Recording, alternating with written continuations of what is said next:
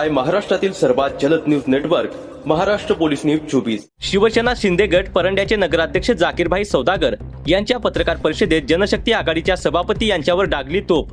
सभापती पद सांभाळता येत नसेल तर राजीनामा द्यावा, नगराध्यक्ष सौदागर आक्रमक। पत्रकार परिषदेत काय म्हटले ते पाहूयात सविस्तर। सर्व पत्रकार आणि कार्यकर्ते,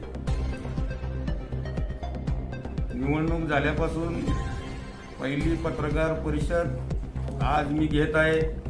तर सगळ्यात अगोदर परंड्या शहराचे मतदार बंधू आणि भगिनींचा मी मनापासून आभार मानतो, मला निवडून दिल्याबद्दल। पत्रकार परिषद घ्यायचं कारण निवडणूक 2 डिसेंबरला मतदान झाला, 21 डिसेंबरला काउंटिंग झाली। त्यानंतर उपाध्यक्षाची निवड झाली, सभापतींची निवड झाली, कॉप्टनची निवड झाली। कॉप्टनची निवड झाल्यानंतर सभापतीची निवड झाली।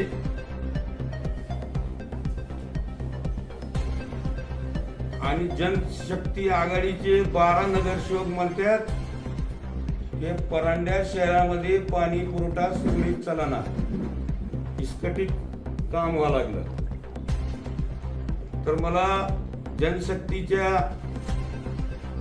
12 नगरसेवक आणि 4 समितीचे सभापतींना सांगायचं आहे की पाणी पुरवठ्याची जबाबदारी पाणी पुरवठा सभापतीकडे असते। ही पाणी पुरवठ्याचे सभापती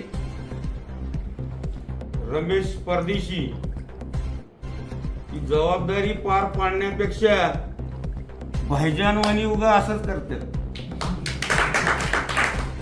तर मला त्यांना एकच सांगायचं आहे की तुम्ही पाणी पुरवठा सभापती आहोत, तर पाणी पुरवठा सभापतीचं काम असतो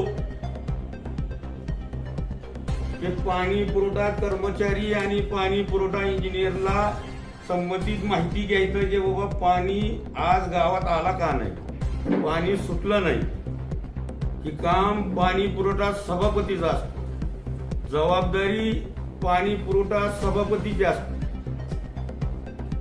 तर ही इंजिनियरला फोन नाही करता, पाणी पुरवठा कर्मचारीला फोन नाही करता, डायरेक्टच म्हणतात की आम्ही मुख्य अधिकारीला फोन करतो, मुख्य अधिकारी आमचं फोन घेत नाही। ही मुख्य अधिकारीचा रूलच नाही। मुख्य अधिकारी नेमलेले लोक आहेत, इंजिनियर आहेत, कर्मचारी आहेत, त्यांना नाही बोलता विनाकारण मुख्य अधिकारीला टार्गेट करायचं काम जनशक्ती विकास आघाडीचे 12 नगरसेवक करत आहेत। तर मला जनशक्ती 12 नगरसेवक आघाडीचे नगरसेवकांना विचारायचं आहे की पाणी पुरवठा असो, आरोग्य, शौचालय या स्वच्छता असो, शौचालयाचं काम, स्वच्छता करण्याचं काम सभापती, आरोग्य, ठाकूर हे जे सभापती आहेत ते त्यांचं काम आहे। बहुमताने संख्यावर त्यांच्याकडे जास्त आहे, आमच्याकडे फक्त 8च नगरसेवक आहे। 8 नगरसेवक असताना त्यांनी कधीही कुठल्याही अडचणीला माझ्यापर्यंत, मी नगराध्यक्ष म्हणून मला भेटायला कुठलाही सदस्य 12 पैकी एक बी आलेला नाही। आणि ही म्हणतात की आम्ही समाजकारण करतो। समाजकारण करण्यापेक्षा जास्त ही राजकारण करायचा प्रयत्न करत आहे। विनाकारण मुख्य अधिकारीला टार्गेट करायचा प्रयत्न करत आहे। त्याचं कारण एक आहे, त्यांनी परवा मागणी केली होती उपाध्यक्षाला कॅबिन द्या, त्यांना कॅबिन मिळाला नाही म्हणून ती मुख्य अधिकारीला विनाकारण टार्गेट करायचा प्रयत्न करत आहेत। प्रशासन, नगरपालिका प्रशासन सक्षम आहे, मुख्य अधिकारी सक्षम आहेत, कर्मचारी सक्षम आहेत, काम सुरळीत चालू आहे। काही प्रॉब्लेम मुळे मोटर जळाली, पाणी फिल्टरवर जायचं, संघा 1-2 पत्रकार घ्यायचे, बातमी बनायची आणि सोडायची. जी जबाबदारी आहे तीच बातमी बनवून सोडत असेल तर ह्यांना पाणी पुरवठा सभापतीची जबाबदारी पार पाडण्यात येत नसेल तर माझं ही मत आहे, यांनी राजीनामा द्यावा सभापती पदाचा. तसेच आरोग्य सभापतीला मी मला सांगायचंय की आरोग्याचं जी सफाई काम होत नसेल, स्वच्छता परांड्यात चांगल्या प्रमाणे होत नसेल आणि तुम्ही तिथं कमी पडत असेल तर त्यांनी बी राजीनामा द्यावा असं माझं मत आहे. की दोन्ही सभापतीला मी सांगतो.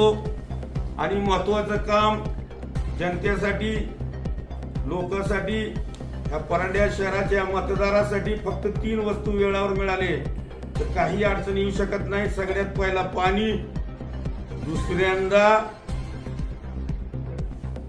लाईट आणि स्वच्छता.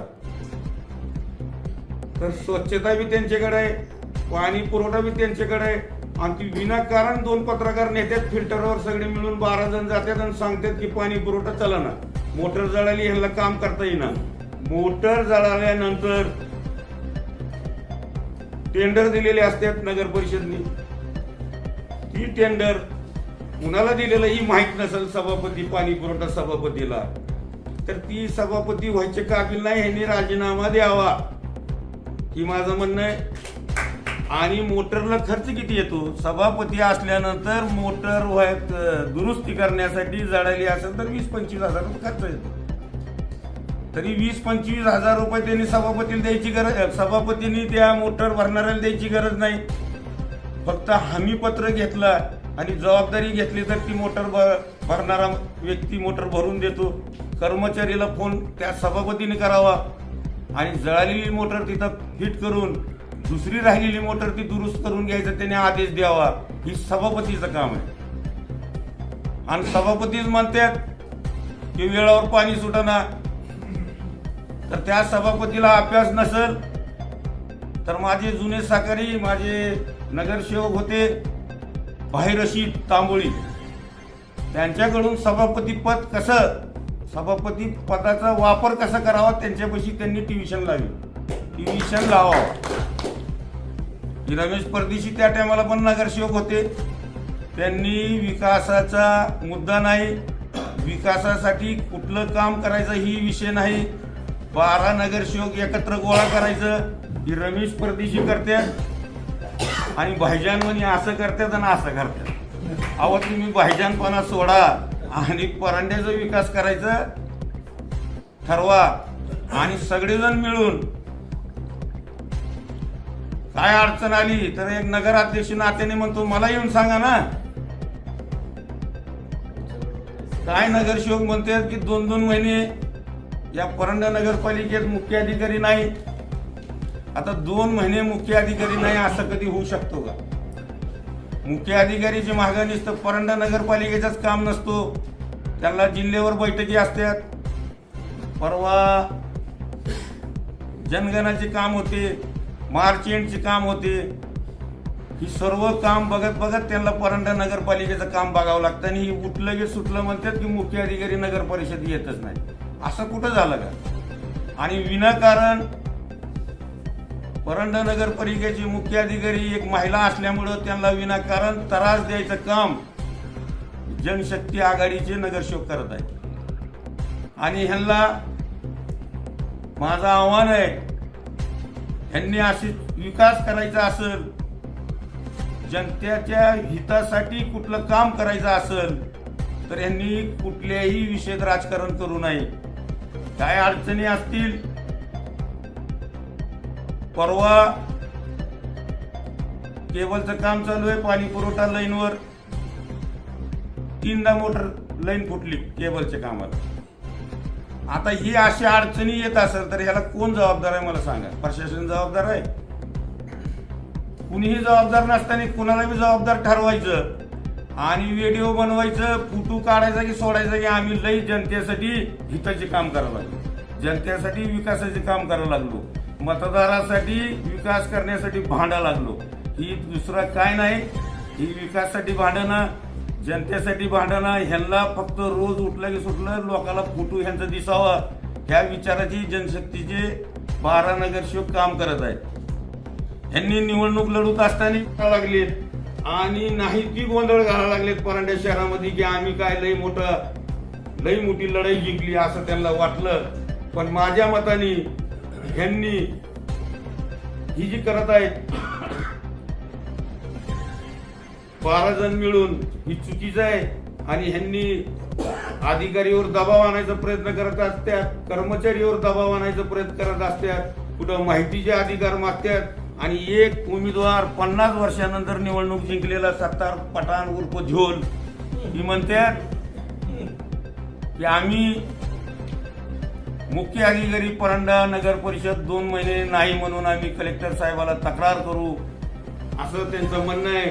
तर त्या नगरसेवकाला मला एकच सांगायचं आहे की मुख्य अधिकारी परंडा नगर परिषदेत 2 महिने नाही ही त्यांनी पुरावा द्यावा। मी नगराध्यक्ष पदाचा राजीनामा द्यायला तयार। असे चुकीचे आरोप कुणी कुणावर घेऊ नये आणि करत असताना परंड्याच्या जनतेचा हितासाठी भांडायचं असताना तर सगळ्यात मोठा माझा आरोप आहे की पाणी पुरवठा सभापती ती आहेत, त्यांच्यामुळे पाणी पुरवठा वेळावर होईना असा माझा आरोप आहे। तेवढा बोलतो आणि माझे 2 शब्द संपवतो। जय हिंद, जय महाराष्ट्र, जय शिवसेना। साहेब, हे पाणी पुरवठा 10 दिवसापासून तप आहे, याला सत्ताधारी जबाबदार आहेत का विरोधक जबाबदार आहेत? विरोधक कोण म्हणतात त्यांच्यापाशी बहुमत आहे, त्यांच्यापाशी बहुमत आहे। हो, मग बहुमत आहे त्यांच्यापाशी स्वतःची सभापती आहेत पाणी पुरवठा, तर मग त्यांना अधिकार आहेत ना, ती जबाबदार आहेत ना, ती जबाबदार आहेत। ती जबाबदारी त्यांच्यानी पार पडत नसेल तर आम्ही तर आता म्हणलोच की राजीनामा द्यावा त्यांनी। मुख्याधिकारी ऐकत नाहीत म्हणते विरोधात असल्यामुळं त्यांनी सांगितलेल्या एक फेब्रुवारी महिन्यामध्ये 2 महिन्यापूर्वीच त्यांनी सांगितलं होतं की 2 मोटरपैकी एक जाळलेली आहे, एक जर आपण ही जर दुरुस्त नाही केली तर ऐनवेळी आपल्याला टंचाईला सामोरं जावं लागेल। मग त्या मुख्याधिकाऱ्यांनी ती गांभीर्यानं त्याला मंजुरी दिली नाही काय असं त्यांचं म्हणणं आहे का? जर जनतेचा प्रश्न असेल तर तिथं राजकारण नाही व्हायला पाहिजे असं तुम्हाला काय वाटतंय? नाही, जनतेच्या हितासाठी राजकारण नाही व्हायला पाहिजे। जितकी जबाबदारी त्यांच्यावर आहे तेवढी जबाबदारी माझ्यावर बी आहे। मला जनतेने बहुमताने निवडून दिलेलं आहे नगराध्यक्ष पदाला, सर्व पक्षी एकत्र होऊन बी। असं नाही की ती जबाबदार आहे, जबाबदार मी बी आहे। मोटर जळाली नंतर दुसरी मोटर त्यांनी दुरुस्त केलेली आहे, दुसरी मोटर दुरुस्त केली आणि दुसरी मोटर दुरुस्त केल्यानंतर तीही मोटर अजून जळाली। मग दोन्ही मोटर जळाल्यानंतर मुख्य अधिकारी असो या नगराध्यक्ष असो काय करू शकतो सांगा? आणि त्यानंतर आमची पाईपलाईन मोटर दुरुस्त झाली त्याच्यानंतर केबलवाल्यांनी 3दा पाईपलाईन फोडली मेन लाईन, तर त्याला दुरुस्त करायला वेळ जाता का नाही? तर मग ती दुरुस्त करून घ्यायचं ही पाणी पुरवठा सभापतीची जबाबदारी आहे। पाणी पुरवठा सभापतींनी, पाणी पुरवठा कर्मचारी, पाणी पुरवठा इंजिनियर, मुख्य अधिकारीपर्यंत फोन लावायची गरजच नाही ना। पाणी पुरवठा सभापती पाणी पुरवठा इंजिनियरला भेटायला पाहिजे ना, त्याला फोन लावून सांगायला पाहिजे। काम कुणाचं आहे? पाणी पुरवठा इंजिनियरचं आहे। पाईपलाईन फुटल्यानंतर कुणाला विचारणार तुम्ही? शेवट काय मुख्याधिकाऱ्यांची काही मंजुरी किंवा त्यांचा मंजुरी काय नाही, टेंडर दिलेला असतो ठेकेदाराला। टेंडर दिलेला असल्यानंतर त्याला मंजुरी घ्यायची काय गरज आहे? मोटर दुरुस्ती करणारा टेंडर दिलेलं आहे, पाईपलाईनची जी बी लागणारी वस्तू आहे त्याचं टेंडर दिलेलं आहे, तिथून आणायचं आणि जोडायचं आहे। बाकी थकलेली ह्याचा काही विषय नाही। मटेरियल सध्या नगरपालिकेत तयार आहे, वाल आहेत, पाईप आहेत, मोटर आहेत, सगळे आहेत। विनाकारण मुख्य अधिकारीला 1 मे कॅबिन दिलं नाही म्हणून टार्गेट करायचा प्रयत्न करत आहे आणि ही विषय मुख्य अधिकारीपर्यंत न्यायचं येतच नाही। सफाई काम होत नसेल गावात तर त्याच्यावर दप्पेदार आहेत, दप्पेदार नंतर सफाई अधिकारी कर्मचारी आहे आणि कमी जास्तीला 12 नगरसेवक सफाई होत असताना शिल्पी काढून सोडतात ती 12 दप्पेदार वेगळेच आहेत। त्यांना ही बी कळना की आपण काय करायला लागलो। आपल्याला जनतेने निवडून दिलेलं आहे नगरपालिकेच्या कर्मचारीला कामाला लावण्यासाठी आणि ती नगरपालिकेच्या कामला लावायचं जर दिलं स्वतः दप्पेदारीचं काम करत असेल तरी त्यामुळं शहरात गटारी साफ नाही, मच्छरचा प्रादुर्भाव वाढलेला आहे. नागरिकांचे आरोग्य खूप धोक्यात आहे. लाईट गेली तर रात्रभर नागरिकाला झोप येत नाही त्या मच्छरमुळे. त्याला ही समिती जबाबदार आहे. त्याबद्दल तुम्ही काय सांगा? ह्याच्यात स्वच्छता कधी वेळावर होत नसेल तर ह्याचा जबाबदार आरोग्य सभापती आहे. आरोग्य सभापतीने त्याची काळजी घ्यावी. संबंधित डब्बेदाराला बोलवावं, डब्बेदाराला विचारावं की बाबा स्वच्छता कुठं आहे कुठं नाही आणि कुठल्या प्रभागातून स्वच्छता चालू आहे. आमच्यापैकी आता सध्या अशी मोहीम आहे 1 ते 10 प्रभाग. 1 पासून सुरू केलं तर 1 संपला की 2, 2 संपला की 3, 3 संपला की 4, अशी 10 प्रभागात बारीबारीने स्वच्छता चालू आहे. आणि ती स्वच्छताच कमतरता कधी पडत असेल तर त्याला आरोग्य सभापती जबाबदार आहे. त्यांनी सभापती पद घेतलंच कशासाठी? सध्या तर कुठेही स्वच्छता दिसून येत नाही. मुख्याधिकारी त्यांचे फोन का उचलत नसतील, ह्याच्या मग काय कारण असेल? मुख्य अधिकारीपाशी सदस्यांचं काम काय असतं? नाही काय बी समजा एखादे नगरपालिकेच्या अहो, ऐकून माहितीसाठी घ्या, परंडा नगरपालिकेत तुम्हाला पीटीआर काढायचा असेल तर तिथं कर्मचारी आहे. ना हरकत घ्यायची असेल तर तिथं कर्मचारी आहे आणि तिथं सहीचा अधिकार आहे. त्याला मुख्य अधिकाऱ्यांनीच करावं असं काही नाही. कुठलंही काम करायचं असेल तर मुख्य अधिकारी असावा असं काही विषय नाही. मुख्य अधिकारीकडे जबाबदारी फक्त आर्थिक जबाबदारी, या कुठलं बिल द्यायचंय, या कुठले विषय खर्चांची येत असेल ती ठरवायची ती मुख्य अधिकारी. मुख्य अधिकारीलाच का फोन करतात? मुख्य अधिकारी सोडून दुसरे कर्मचारी आहेत ना तिथं काम करायला, तुम्ही त्यांना संपर्क साधा ना.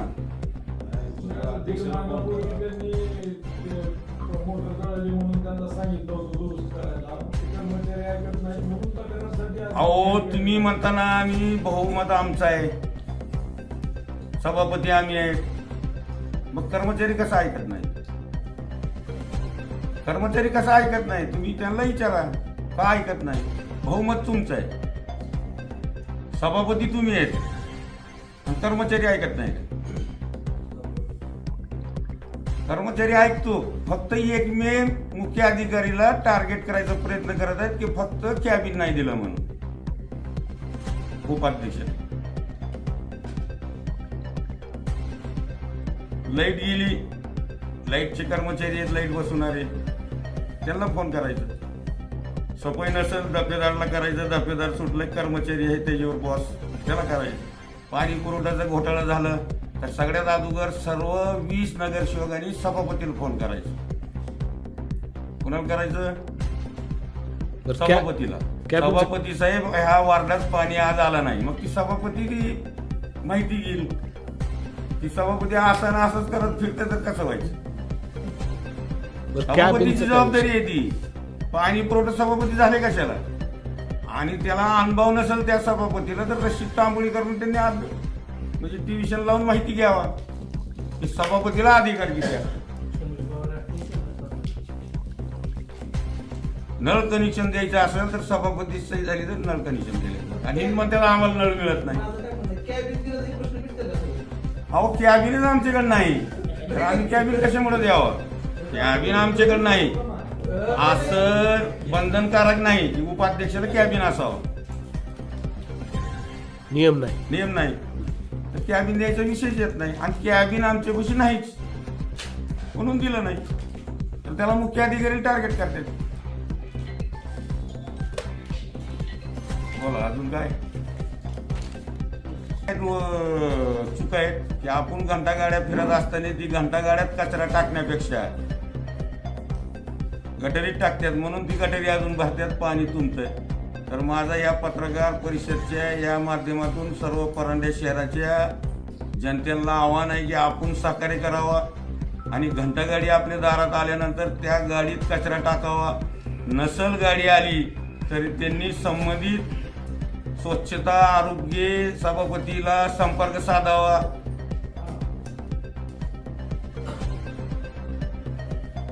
महाराष्ट्र पोलीस न्यूज 24 साठी महाराष्ट्र प्रतिनिधी हारून शेख.